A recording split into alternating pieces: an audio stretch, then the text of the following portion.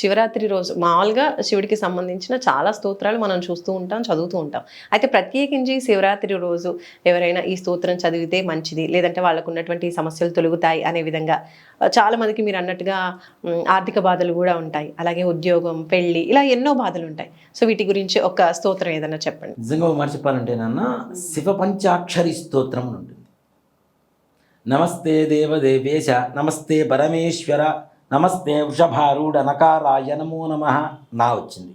మహాదేవం మహాత్మానం మహాపాతకనాశనం మహాపాపహరం వందే మకారాయ నమో నమః మకారం.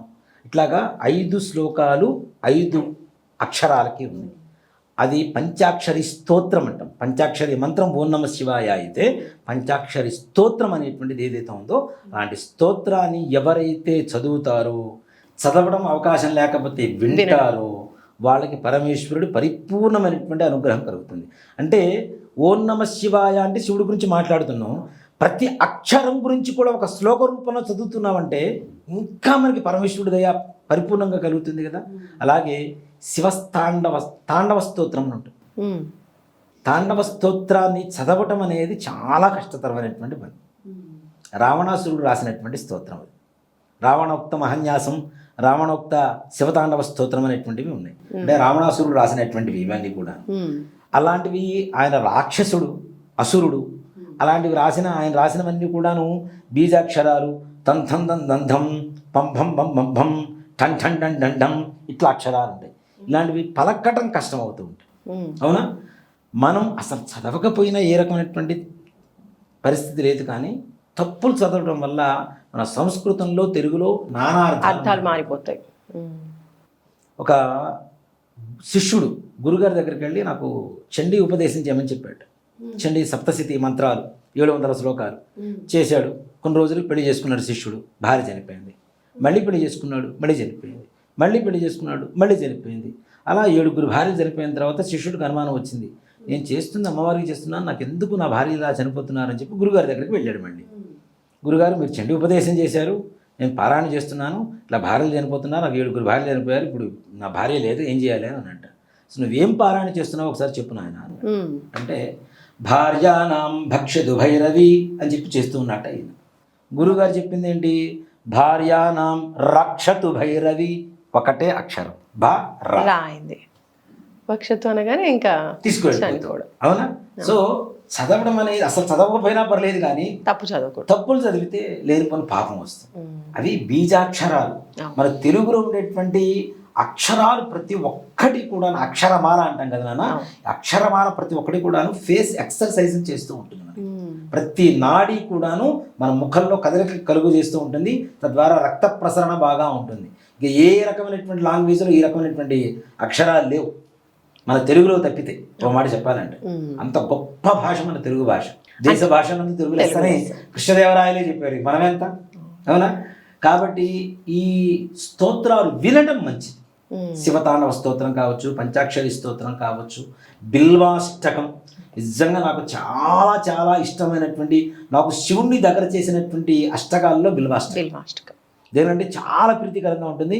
దాంట్లో ప్రతి ఒక్కటి మనం అర్థం చేసుకుంటేనన్నా అసలు అమ్మ శివుడు ఇంత గొప్పవాడ, ఇంత బోళశంకరుడా అనిపిస్తుంటుంది మనకి. త్రిదళం త్రిగుణ ఆకారం త్రినేత్రం చిత్రయాయుధం త్రిజన్మ పాప సంహారం ఏక బిల్వం శివార్పణం. 3 జన్మ నుంచి చేస్తున్నటువంటి పాపం అంతా ఒక్క బిల్వంతో పోగొట్టుకుతున్నాడు కదా శివుడు. అవునా? అలాగే ప్రయాగే మాధవం దృష్ట్యా కాశీక్షేత్ర నివాసించ కాలభైరవ దర్శనం ప్రయాగే మాధవం దృష్ట్యా ఏక బిల్వం శివార్పణం. కాశీకి వెళ్ళకపోయినా వెళ్ళి కాలభైరవుని దర్శనం చేసుకొని ప్రయాగలో మాధవుని దర్శనం చేసుకుంటే ఎంత పుణ్యం వస్తుందో ఒక బిల్వం శివుడికి సమర్పిస్తే వస్తుందని చెప్తాడు. కోటి కన్యా మహాదానే ఏక బిల్వం శివార్పణం అంటాడు. ఒక్క కన్యను దానం చేస్తేనే అనేక రకాలైనటువంటి జన్మ తరతరాలు చూస్తున్నటువంటి సకల పాపాలు నివృత్తి కలుగుతుంది అనేటువంటి చెబుతున్నటువంటి శాస్త్రం మనకి.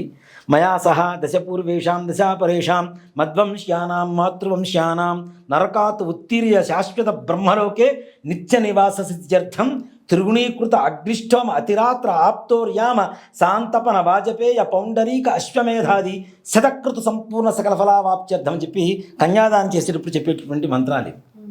మయా సహా, నాతో సహా, దశపూర్వేషాం 10 తరాల కిందట, దశాపరేషాం 10 తరాల తర్వాత, మద్వంశ్యానాం నా తండ్రి గారి వంశం, మాతృవంశ్యానాం నా తల్లి గారి వంశం, నరకాతు ఉత్తీర్య నరకంలో ఎవరైనా పొరపాటున చేసిన పాపాల వల్ల ఉంటే అక్కడి నుంచి శాశ్వత బ్రహ్మలోకంలో ఉండేట్టుగా ఈ కన్యాదానం నాకు ఉపయోగపడుతుంది అని చెప్పి కన్యాదానం చేస్తాం.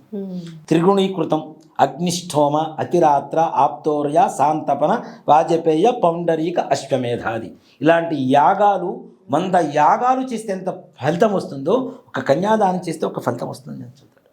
కొడుకులు లేనటువంటి వాళ్ళకి పుణ్యగతులు ఎలా కలుగుతాయి? ఇప్పుడు కొడుకు ఉండి తలకొరువు పెడితేనే ఇది అపుత్రస్య గతి నాస్తి అని చెబుతూ ఉంటాం. మరి వీళ్ళకి ఆడపిల్లలు మాత్రమే ఉండి వీళ్ళకి పుణ్యగతులు ఎలా కలుగుతాయంటే కన్యాదానం ద్వారా కలుగుతున్నాయని చెప్పి శాస్త్రం చెబుతోంది.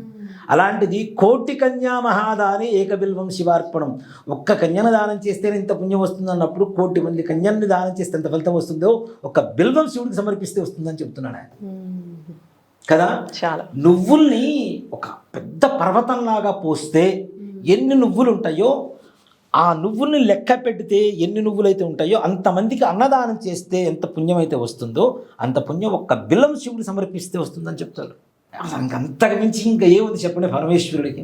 నాకు చాలా నేను బిల్వాష్టం ఎక్కువసార్లు వింటూ ఉంటాను. దేనికంటే ప్రతి ఒక్కటి కూడాను హృదయాన్ని బాగా హత్తుకునేటువంటి విషయాలే.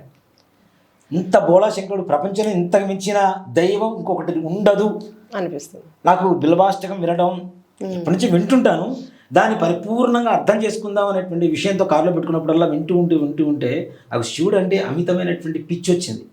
ఇప్పుడు మనం మాట్లాడబట్టి దాదాపు గంట సేపు అవుతుంది. ఇంకో గంట సేపు మాట్లాడమన్నా శివుడి గురించి రాముడి గురించి మాట్లాడతారు. అంటే అంత ఆయనకి దగ్గరైపోయాను. మీరు వింటూ ఉంటాను అన్నారు కదా గురుగారు, అప్పుడు